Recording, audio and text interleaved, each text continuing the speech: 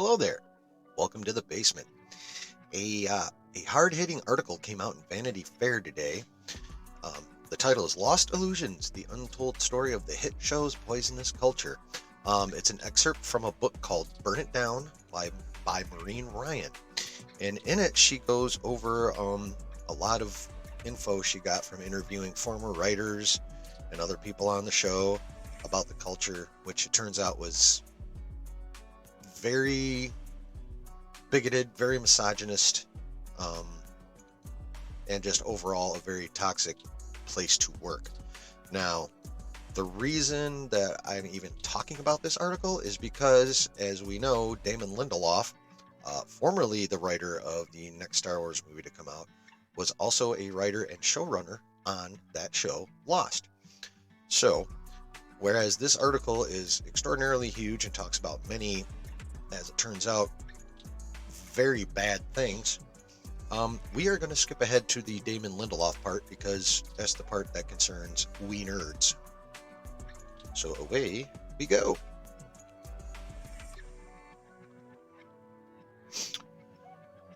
I've known Damon Lindelof a long time. My career has prospered over the years for a number of reasons, but one thing that has certainly helped is knowing that powerful people like him tend to return my call, text, or email. They want to promote their projects and they hope for good coverage, but in many cases there's more to it than the merely transactional. We often wonder about the same things: why some stories work and some don't, why some careers prosper and some founder. We could lose hours gossiping about various industry trash fires. In any event, having conversations with industry people is not just useful, it's often pleasant and even illuminating. We had 2 conversations for this book. All in all, he spent a couple of hours talking about what went very wrong at Lost. My level of fundamental inexperience as a manager and a boss, my role as someone who is supposed to model a climate of creative danger and risk-taking, but provide safety and comfort inside of the creative process, I failed in that endeavor, Lindelof said when we spoke in 2021. In that conversation, he also addressed Hollywood tokenism that was common at the time and is still not hard to find. That's what I saw in the business around me.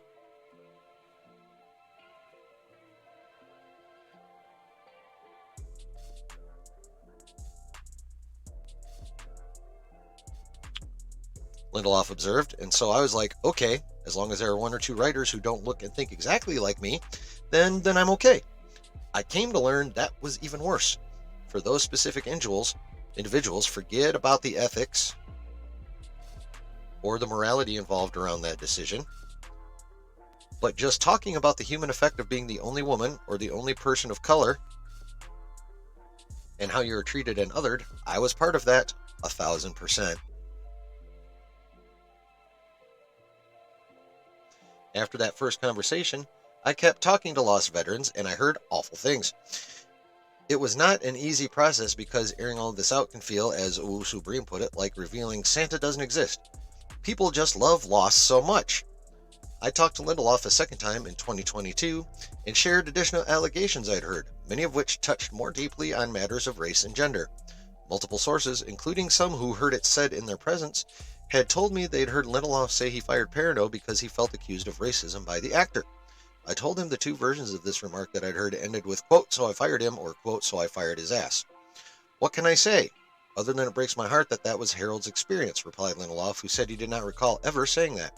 And I'll just cede that the events that you're describing happened 17 years ago, and I don't know why anybody would make that up about me. Lindelof said the rapid growth spurt of Malcolm David Kelly, the actor who played Walt, Michael's son, factored into the showrunners thinking about what to do with both characters. When I shared Perrineau's comments about black families, missing black boys, and Hollywood stereotypes, Lindelof replied that there was a high degree of insensitivity towards all the issues that you mentioned as it relates to Harold. Lindelof added that by the second season, every single actor had expressed some degree of disappointment that they weren't being used enough. That was kind of part and parcel for an ensemble show, but obviously there was a disproportionate amount of focus on Jack and Kate and Locke and Sawyer, the white characters. Harold was completely and totally right to point that out.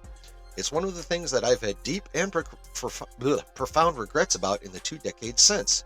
All in all, Lindelof said, I do feel that Harold was legitimately and professionally conveying concerns about his character and how significant it was that Michael and Walt, with the exception of Rose, were really the only black characters on the show. Lindelof told me he didn't remember any negative incident with an editor, adding that he seeks out input from collaborators and that he's never threatened anyone's career. Lindelof also said he had no recollection of anything Sue Taylor said about events connected to Ab Aeterno. He said she was a great writer who executed at a high level, and he's stricken that she was made to feel the way she felt at the time. Regarding the other allegations leveled at him in the show, Lindelof said he had no memory of the incidents and comments I related.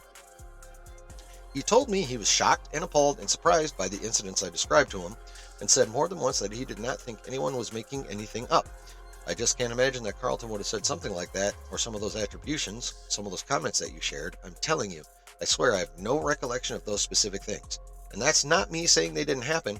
I'm just saying that it's literally baffling my brain that they did happen and that I bore witness to them or that I said them. To think that they came out of my mouth or the mouths of people that I still consider friends is just not computing. Then we deal with the other showrunner for a minute, and he's a piece of work, but we're here about Lindelof. I kept a running list of word sources used to describe the show's work atmosphere, a word cloud I shared with Lindelof and cues. Among the adjectives that came up a lot: cruel, brutal, destructive, racist, sexist, bullying, angry, abusive, and hostile. Now, Q's answered all of the questions from this author, not in person. He just sent letters. After I read the word cloud to Lindelof, he was silent for about a minute. He finally answered, referring to his behavior in the present. The way that I conduct myself and the way that I treat other humans who I am responsible for and a manager of is a byproduct of all the mistakes that were made. I have significantly evolved and grown, and it shouldn't have had to come at the cost and trauma of people that I hurt on Lost. Lindelof asked, would it shock you to learn or believe that, despite the fact that I completely and totally validate your word cloud, that I was largely oblivious to the adverse impacts that I was having on others in that writer's room during the entire time that the show was happening? He also asked, do you feel like I knew the whole time and just kept doing it? I gave him a variation of an answer I have given or wanted to give to powerful people many times. I think he knew enough and chose not to do anything about it. But in our culture, phrases like, I didn't know, there was so much going on, and mistakes were made are common ways to frame terrible patterns of behavior, many of which are the result of terrible decisions, not the work of the disembodied hand of fate, especially if the person at the center of those mistakes is a high-status individual. A lot of hedges and rationales are rolled out, and they are often couched in the passive voice. In the past decade alone, how many times and in how many important spheres have we seen wealthy or powerful people, especially white men, depicted as stumbling bumblers who knew not what they did? But someone in their early 30s, as Lindelof was when Lost took off like a rocket, is not a child. Lindelof and Hughes were adults when the show began, and both had been in the industry for years. They were the two people within that workplace who had power, and they bear the responsibility for the culture you read about here, one that endured for 6 seasons. Nothing that happens consistently across the making of more than 100 episodes of television happens by accident. Whether or not Lindelof and Hughes were present for every damaging incident, the workplace environment at Lost was created, rewarded, and reinforced by them. I said as much to Lindelof. Of course, he replied, yeah, full stop. Of course you're right. Toward the end of that second conversation, Lindelof began speculating about what would happen to his career as a result of this book. He sounded as demoralized as I felt. It's not for me to say what kind of person I am, but I will say this. I would trade every person who told you that I was talented. I would rather they said I was untalented but decent rather than a talented monster. That is a false binary. People can be talented and decent. Lindelof's framing is one I encounter a lot, and it belies, or at least hints at, the fundamental belief that if you're a genius, you're more or less required to be a monster. But at its heart, and at its best, it has a palpable beating heart. Lost tries to say that none of us have to be defined by our pasts.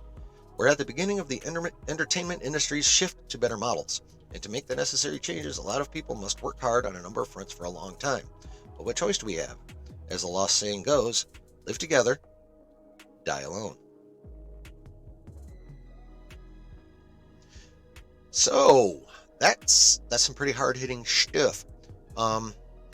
Now, as for when Lindelof said, that was a long time ago, I've grown and changed, and then from my own personal experience, I can say that, that is completely possible. I am a very, very different person than I was 20 years ago, 25 years ago. I'd definitely say it's an improvement. Well, frankly, I was a fucking asshole back then. Like, straight up. I thought I was nice. I was nice to some people. But looking back at it, I realize now that I was, saying and thinking and acting on things that are I shouldn't have fucking been doing. So, yeah, I'll square admit it. I engaged in racist jokes, racist behavior, racist words when I was younger. I don't anymore. I've been working very hard to shed that aspect of my personality that unfortunately grew in when I was younger.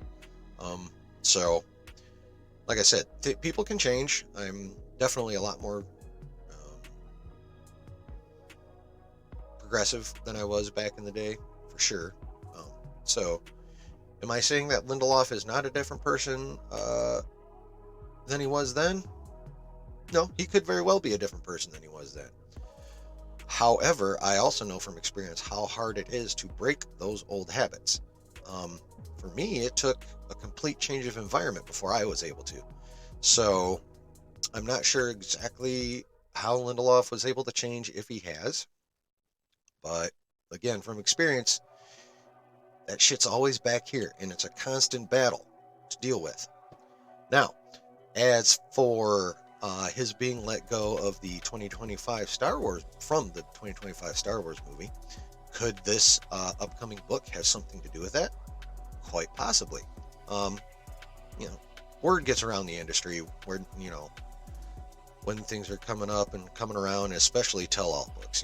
Word gets out and frequently authors will let people know, like, hey, I'm about to shit on you. So obviously, it wouldn't have been difficult for Disney to find out that Lindelof was about to be crapped on in this book.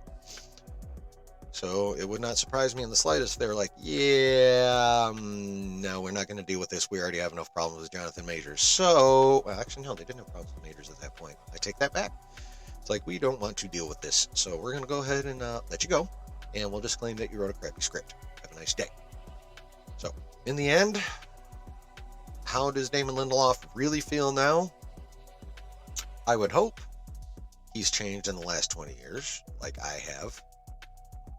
I would hope he's still working on it, like I am.